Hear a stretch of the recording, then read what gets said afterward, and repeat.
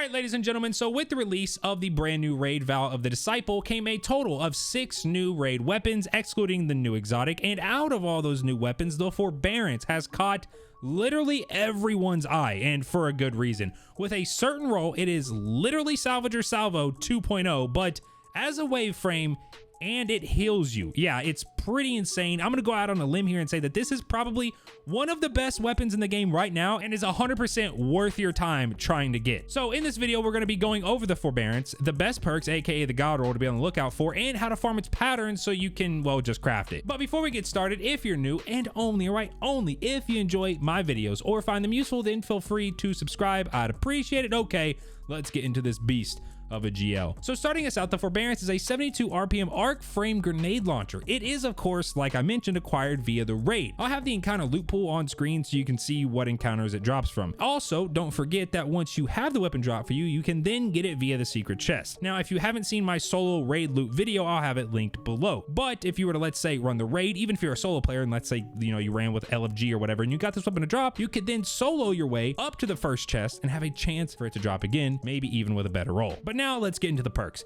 First is going to be the origin perk. Every raid weapon has the origin perk Soul Drinker. Now, normally origin perks are all right, you know, kind of like the cherry on top.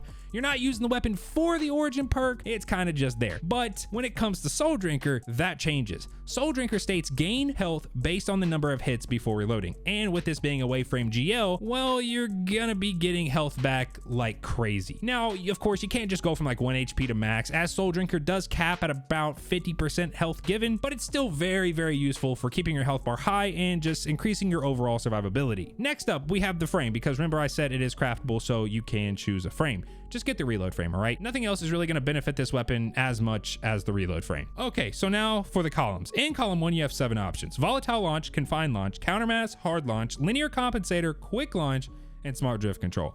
Honestly, just go with velocity in this column. If you're crafting, throw on quick launch, and if you get a random roll, just go with whichever one has the most velocity. Now for column 2, where you will only have 2 perks: high velocity rounds and implosion rounds. If you get a random roll, well, it's always gonna come with both of them, so just run high velocity rounds. And if you're crafting, well, same thing, just craft high velocity rounds. Okay, so with those very uninteresting columns out of the way, let's get into the actually interesting columns. Getting into column 3, you'll find 7 perks: Genesis, Unrelenting, Stats for All, Sleight of Hand, Ambitious Assassin, Surplus, and Steady Hands. Now, I'm not gonna lie to you, all right? This is a stat column with some great options. First, let's talk about Unrelenting. I don't think it's the best perk in this column, but it does synergize very well with the origin perk. When you rapidly defeat targets with Unrelenting, it's going to start health regeneration. And with Soul Drinker, this means that whenever you kill 3 or more enemies, you're going to get a portion of your health back because of Soul Drinker, and then Unrelenting is going to take over and get your health bar the rest of the way up. Like I said, I don't think that it's the best perk for this column, but it's definitely not a bad perk. Like if you were to get this on, you know, your first roll of Forbearance, I'd definitely give it a try and see how you like it. Next is Stats for All, which is essentially a better version of Surplus for this weapon, right? I'm not saying Stats for All is better than Surplus. I'm just saying for this weapon,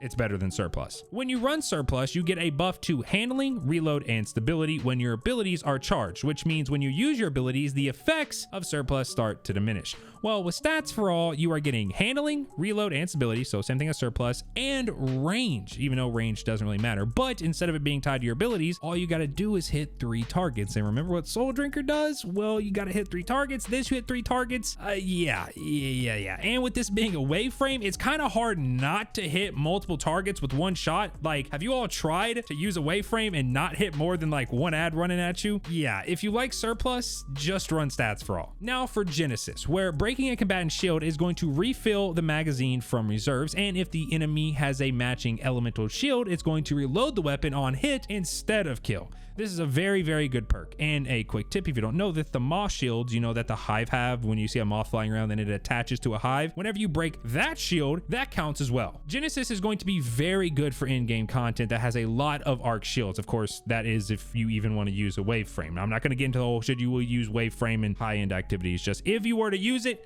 Genesis is going to be your go-to, because you'll essentially just never be reloading if there's just tons of arc shields. And finally, we have Ambitious Assassin. Essentially, whenever you get rapid kills or literally just 1 kill, it's going to overflow your magazine from 1 to 2. Now, I know on paper, especially if you've never used Salvagers, it can sound pretty boring. Like Unrelenting is regenerating your health, Stats for All is giving you a big bump to all your stats, Genesis is just auto-loading it. So I mean, like 2 in the mag, it sounds pretty boring, but it is not. All right, trust me, it's not. This is an amazing perk to have, and it might not stop there. Now, because this raid is so new and no one has really had a chance to craft this weapon yet, people are thinking that with the enhanced version of Ambitious Assassin, you might be able to get 3 in the mag. And if this is the case, then really no other perk in this column even matters. Right now, something like Genesis or Stats for All are really good alternatives, and you don't have to use Ambitious. But if Enhanced Ambitious can hold 3, in my opinion, Ambitious Assassin immediately becomes the best perk in this column, and you shouldn't even really go for anything else. I'll have a comment pinned below once we know for sure, but for right now, I believe that Ambitious is the best perk in this column, and then Genesis and Stats are pretty good as well if you personally like them more. And finally, column 4, where you got 7 options: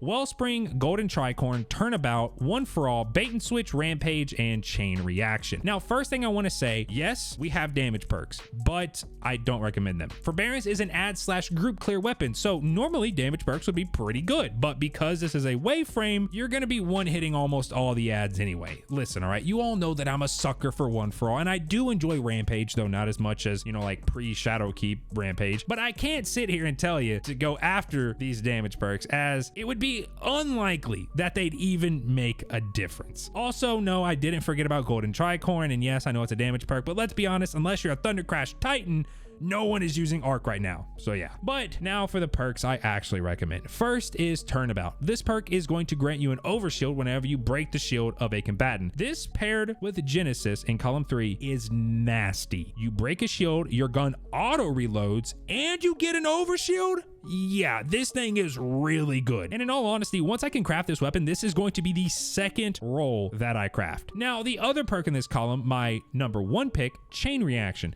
Essentially, you get a kill and then everything explodes. I don't need to explain it, all right? You've been watching the background gameplay. You can see how good it is.